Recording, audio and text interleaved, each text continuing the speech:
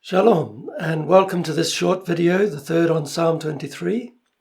No teaching this time, just hearing God's heart from Psalm 23. My name is Murray Salisbury.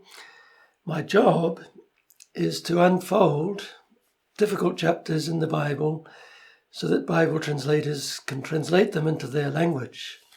And Psalm 23 has 55 words in the Hebrew, and that exactly doubles to 110 words in the NIV English translation.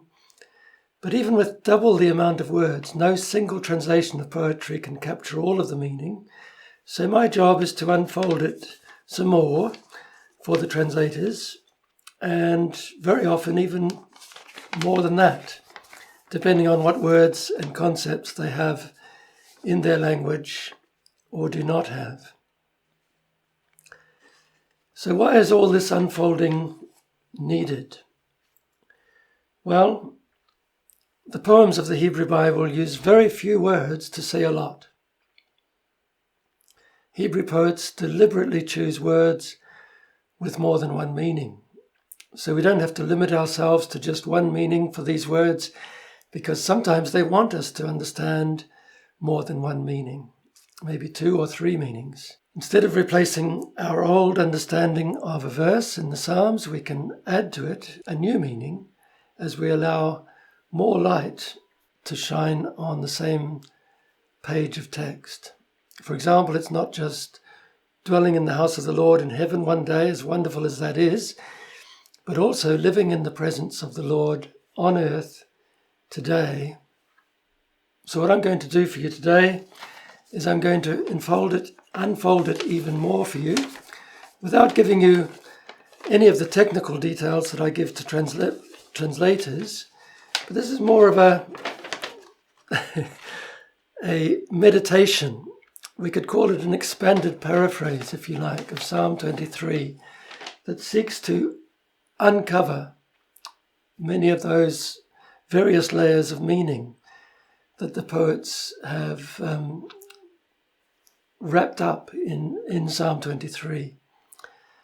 And this paraphrase uses you to mean you, the listener, and it uses I for God. So God is speaking directly to you, because Psalm 23 began in the heart of God, the original author with a capital A, because he was the one who inspired David to compose Psalm 23 for David's benefit, but also for your benefit and for mine. After I finished reading, I'm going to read the text, and when I'm finished, it's important that you make your own personal heart response to the Lord. All Psalms call for a heart response, and the heart is about desiring, and it's about feeling. You bring delight to God's heart when you use words to express what you feel and what you desire as a result of hearing God's heart for you, his desires and his feelings towards you. Your words do not have to be highly poetical or lyrical. Ordinary prose that comes from the heart is way better than the little ditty that I came up with. Shall I share it with you? Though my name is Murray, I have no need to worry, nor do I have to hurry. Surely I'm a sheep that my shepherd will keep. I don't have to hoard because I have the Lord. But seriously, any simple prayer of response in ordinary prose, if it comes from the heart, it will bring great delight to God's heart. So when this video ends, just pause for a moment and then say a few words to the shepherd of your soul. And even while I read, you can pause the video at any time and make your heartfelt response to God. Make whatever faith response God encourages you to take. So then I would encourage you to open your heart to receive these spiritual revelations of truth that come from God's heart to yours. And I encourage you to close your eyes as well so that you can focus on the Lord and just listen to his heart for you. So God says to you, I am your shepherd, your good shepherd. And that means I'm always here with you, day and night, taking very good care of you. I am more than your constant companion. I am your caregiver. I am your proactive shepherd, your provider, your protector, and your providential guide. Trust me at all times. Count on me in all circumstances. Depend on me for all your needs. I already know them before you are aware of them yourself. I know you, my sheep, that you are weak and needy and unable to fend for yourself, and that sometimes you are wayward, helpless, defenseless, and fearful. But I love you and accept you. So I want you to believe my promise to you that you will lack nothing that you really need. I am always there for you to meet all your genuine needs. Tell your soul that. Tell your soul that I will not hold back my famed generosity from you. A good shepherd knows how to lead his sheep to green pastures. He lets them graze there and lie down there so that they can get some rest in the heat of the day and so that they can be calm enough to regurgitate the cud and to chew it again. And in the same way, I invite you to feed your soul on my word and to ponder it. Ruminate on its awesome truths. Retell your soul these certainties again and again, and let them go down into the core of who you are. Spend unhurried times with me. Let me take you to just the right part of Scripture, and then camp out there in that passage and stay there until I lead you on to the next pasture. So come away with me from the constant chatter of the radio, TV, and other such things, because I love to lead you away from the distractions and frenzied pace of modern life to the easier pace beside the quiet waters, so that you can quench your real thirst, your deepest thirsts, from its tranquil pools, and so that you can come under the cool shade of the trees that grow there beside the water. Enjoy these seasons. Grasp these opportunities to drink in my goodness and to refill your heart with the knowledge of my loving care for you.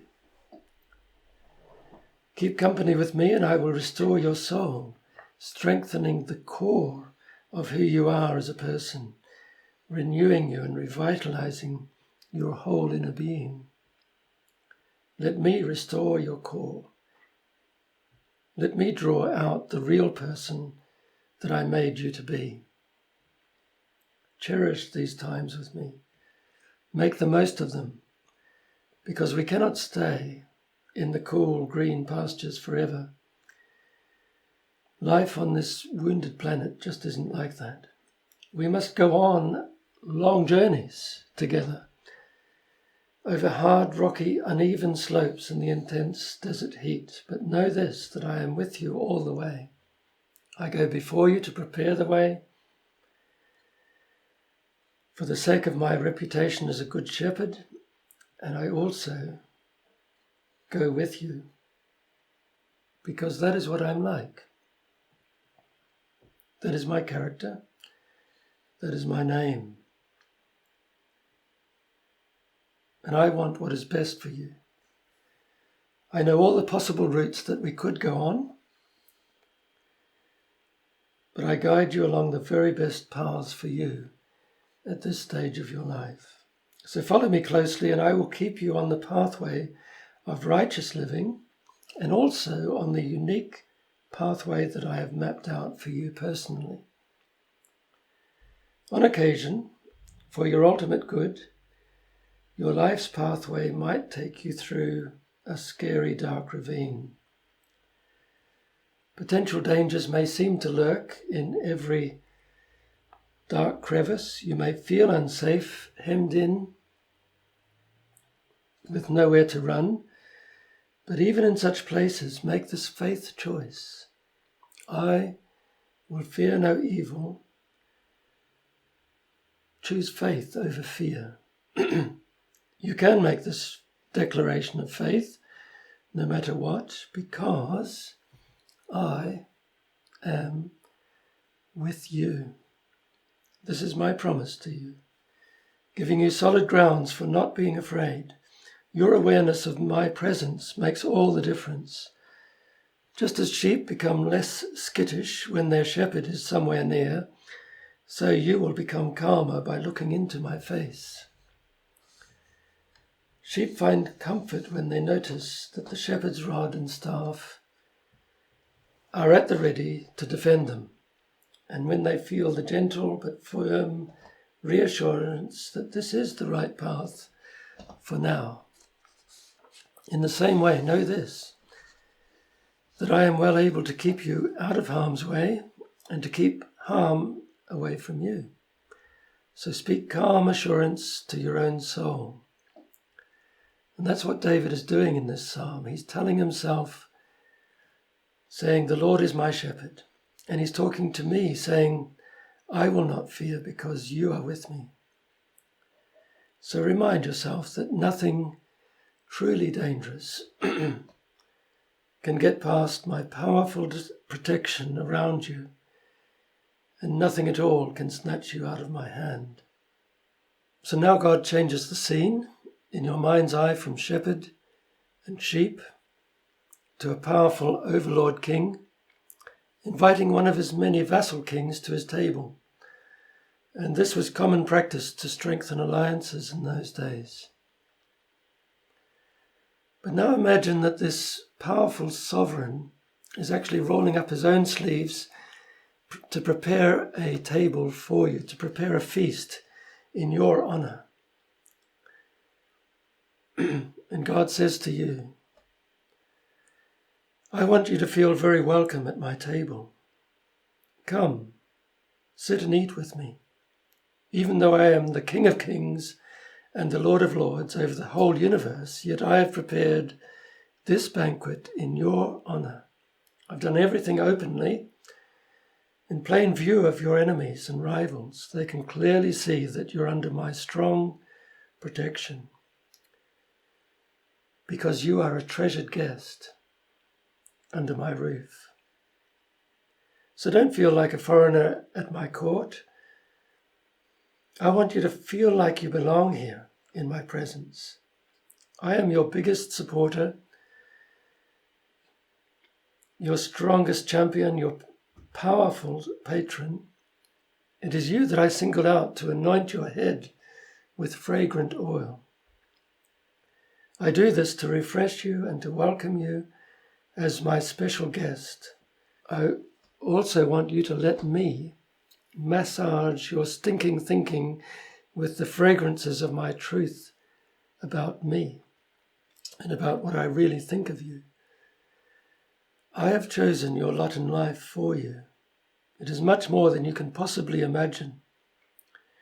My jug of lavish generosity is hovering over your cup, ready to refill it whenever it needs to be refilled, even if it's just slightly empty. So drink up. Enjoy what I'm giving you. Don't make comparisons or look at anyone else's cup. Notice how full your own life portion is, how it overflows with so many blessings.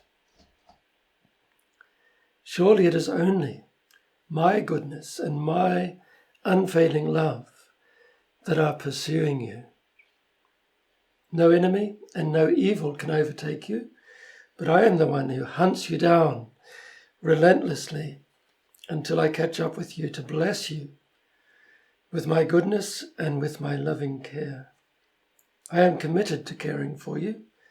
I am devoted to you. My love for you is unchanging and true. I never give up on you. Every day of your life you experience nothing but my good hand in all things.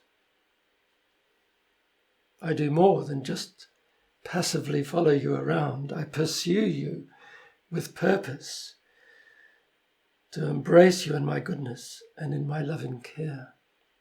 Yes, one day you will live with me in heaven for eternity, and I paid the highest price ever to make that possible. But I am not content to wait until then. I want communion with you right now. I want close fellowship with you in the here and now. So please, make a conscious effort and a conscious decision to live every day of your life here on this earth in my presence, in my house, as it were. Choose my loving presence over fear. So the only certainty that you really need is that my face is always turned towards you. I can't take my eyes off of you. I am fully committed to you, to looking after you with my constant care, providing for you, protecting you, providentially guiding you, and restoring your soul. And now it's your turn. Reading the Psalms is meant to be a two-way, heart-to-heart conversation. What I really want to hear from you, says the Lord, is your heart response to this question. Will you trust me to take good care of you? Will you spend time with me, drinking in my love for you, letting it go down deep into your inner being? So speak to me. I'm listening.